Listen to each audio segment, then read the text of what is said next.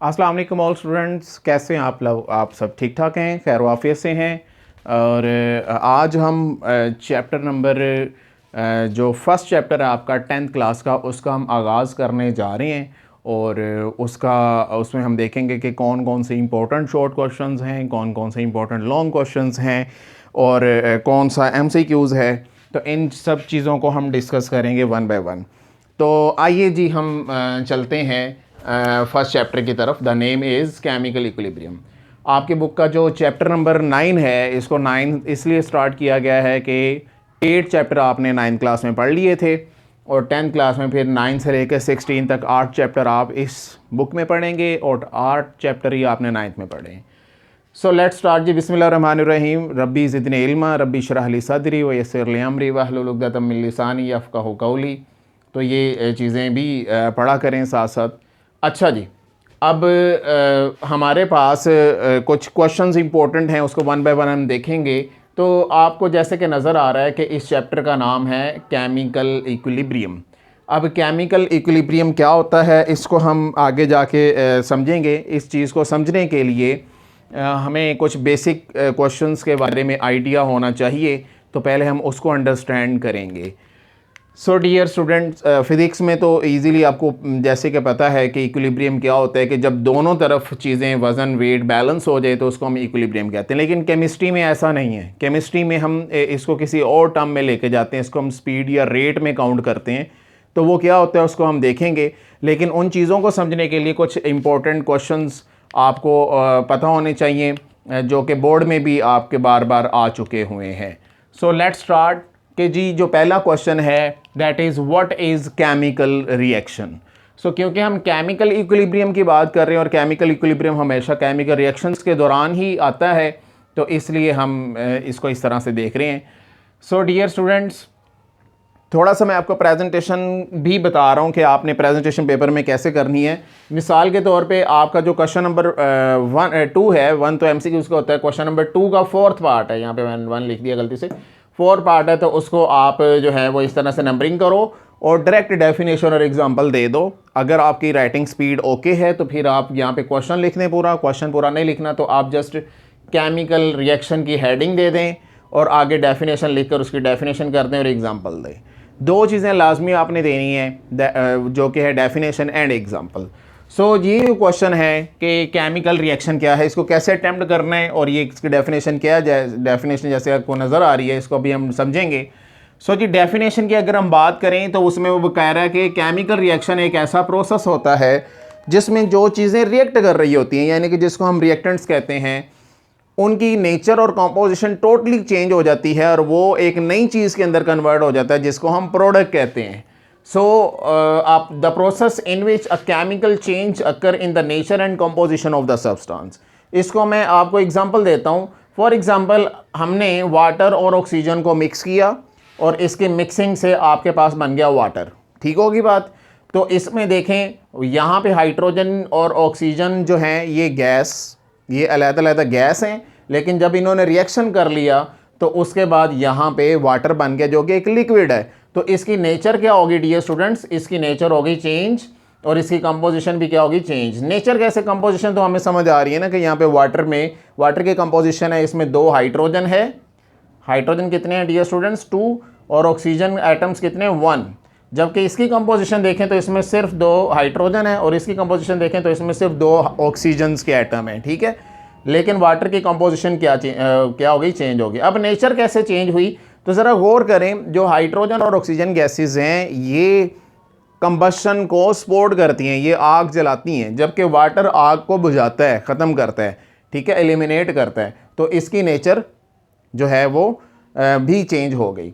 अच्छा जी, अगला जो क्वेश्चन है that is components of a chemical reaction, के कोई भी जो केमिकल रिएक्शन होता है उसके कौन कौन से कंपोनेंट्स होते हैं। तो उसमें 2 मेजर जो बेसिक कंपोनेंट्स हैं that is reactants and products.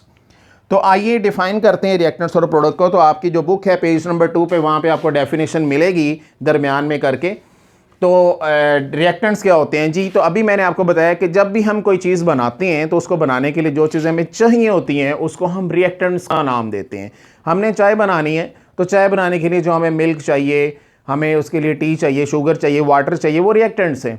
और जब हम उसको कंडीशंस देते हैं टेम्परेचर, प्रेशर, कैटालिस्ट, तो वो जो कंडीशंस के बाद वो रिएक्टेंट्स आपस में रिएक्ट करते हैं और एक नई चीज़ में कन्वर्ट हो जाते हैं, वो प्रोडक्ट आ जाता है आपका। ठीक है, तो इसी तरह डेफिनेशन लिखी हुई है आपकी बुक में भी कि in a chemical reaction the substances that combine or react are called reactants. ठीक होगी बात। तो आपकी बुक में डेफिनेशन लिखी हुई है, वहाँ यहाँ और उसकी वर्डिंग में अगर एक दो वर्ड्स के चेंजिंग्स है तो उसको आप कर लीजिएगा, एडिट कर लीजिएगा। अगर आपको ये इजी लगती है ये नोट कर लें, वो इजी लगती है वो वाली याद कर लीजिएगा। वैसे प्रेफर यही किया जाता है कि बुक वाली डेफिनेशन आप लिखा करें, क्योंकि ग्रामेटिकल मिस्टेक आप कर देते हैं और फिर वो सेंस चेंज हो जाती है थोड़ी सी।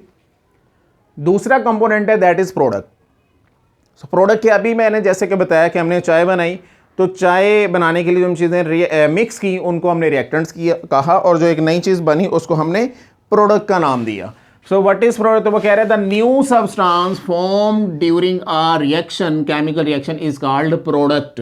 इसकी एक एग्जांपल लेते हैं, जैसे अभी मैं ऑलरेडी हम ले चुके हैं। तो इसमें हाइड्रोजन और ऑक्सीजन क्या है, ये आपके रिएक्टेंट्स हैं, और वाटर क्या है, प्रोडक्ट है। तो आप इस इक्वेशन को लिखो पहले, उसके बाद इसकी डिटेल लिख दो कि व्हेन हाइड्रोजन और oxygen they combine they form water, तो रिएक्टेंट और प्रोडक्ट भी साथ में लिख देना। आप अगर ये डिटेल नहीं लिखते, आपके पास टाइम नहीं है, कोई इशू नहीं है, आप सिंपली ये इक्वेशन लिखो, और इस इक्वेशन को लिखने के बाद आप कह दो कि ये रिएक्टेंट्स हैं, ये क्या है डियर स्टूडेंट्स, रिएक्टेंट्स। ठीक है जी, इस तरह से शो कर दूं, ये इक्वेशन को मैं अलग से बता रहा हूं, और ये जो है ये आपके क्या हैं डियर स्टूडेंट्स, ये आपके प्रोडक्ट्स हैं। ठीक होगी बात। तो आप इस तरह से भी इसको लेबल कर सकते हैं। अच्छा, तो ये था हमारा आज का लेक्चर। इसमें आपकी बुक से रिलेटेड जो हमने क्वेश्चन सीखा है वो एक ही है, that is reactants and products और डिफाइन रिएक्टेंट। अब ये क्वेश्चन कैसे आ सकता है, ये इस तरह पूछ सकता है कि डिफाइन रिएक्टेंट एंड प्रोडक्ट, या पूछ सकते हैं what are reactants and products. ठीक है, तो जब ये क्वेश्चन पूछा जाएगा तो आप रिएक्टेंट और प्रोडक्ट की डेफिनेशन और साथ में एग्जाम्पल लाजमी देंगे। ठीक है, सम टाइम वो अकेला भी पूछ लेता है कि डिफाइन रिएक्टेंट्स, गिव एग्जाम्पल। तो इस तरह आप इक्वेशन लिखकर कोई भी इक्वेशन लिख सकते हो, उसमें बताएं कि ये दोनों हैं, ये रिएक्टेंट्स हैं, इसको चाहे लेबल कर दें, आप कह दें ये रिएक्टेंट्स हैं, आर से रिप्रेजेंट कर सकते हैं, और ये प्रोडक्ट है, इसको पी से रिप्रेजेंट कर सकते हैं। पूरे स्पेलिंग लिखने हैं वो भी ठीक है। तो ये रिएक्टेंट्स और प्रोडक्ट्स की डेफिनेशन होगी। कंपैरिजन भी वो पूछ सकता है कि what is the difference between reactant and products. तो उसमें आप क्या करोगे, उसमें फिर आप लाइन लगाओगे, डिफरेंस मेथड इस्तेमाल करोगे। इधर आप रिएक्टेंट्स लिखोगे, हेडिंग दोगे मार्कर से, और इधर आप प्रोडक्ट की हेडिंग दोगे, और उसके बाद आपने क्या करना है, एटलीस्ट 2 पॉइंट, कम से कम 2 पॉइंट्स देने हैं आपने, और ज़्यादा से ज़्यादा 4 पॉइंट देते हैं। 2 पॉइंट कौन से, एक डेफिनेशन और एक एग्जाम्पल। ठीक है जी, और इधर भी एक डेफिनेशन और दूसरी एग्जाम्पल की आप हेडिंग दे दोगे। Is it clear. तो यहाँ तक ये आपका एक इम्पोर्टेंट शॉर्ट क्वेश्चन था। नेक्स्ट लेक्चर में हम ये देखेंगे, आगे हम ये पढ़ेंगे कि जो रिएक्शन होता है उसकी कौन सी टाइप्स होती हैं, और वो कंपोजिशन के हवाले से उसकी कौन सी 2 टाइप्स हैं, और डायरेक्शन के हिसाब से उसकी कंपोजिशन उसकी कौन सी 2 टाइप्स हैं। तो कंपोजिशन के हवाले से वो कंप्लीट भी हो सकते हैं, इनकम्प्लीट भी हो सकते हैं, और डायरेक्शन के हवाले से वो रिवर्सिबल भी हो सकते हैं, और इरिवर्सिबल, फॉरवर्ड और रिवर्स रिएक्शन भी हो सकते हैं, जो कि ये भी इंपॉर्टेंट शॉर्ट क्वेश्चन है, बोर्ड में हर दफ़ा वो पूछता होता है। तो ये था आज का हमारा लेक्चर। अगर आपको कोई भी क्वेश्चन पूछना हो कमेंट्स में आप पूछ सकते हैं, और यहाँ पे मेरा नंबर दिया हुआ है व्हाट्सएप, आप यहाँ पे भी मेरे से रब्ता कर सकते हैं।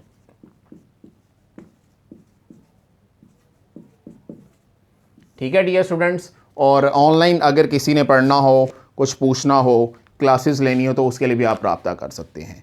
ओके डियर स्टूडेंट्स, मिलेंगे नेक्स्ट लेक्चर में। अल्लाह हाफिज़।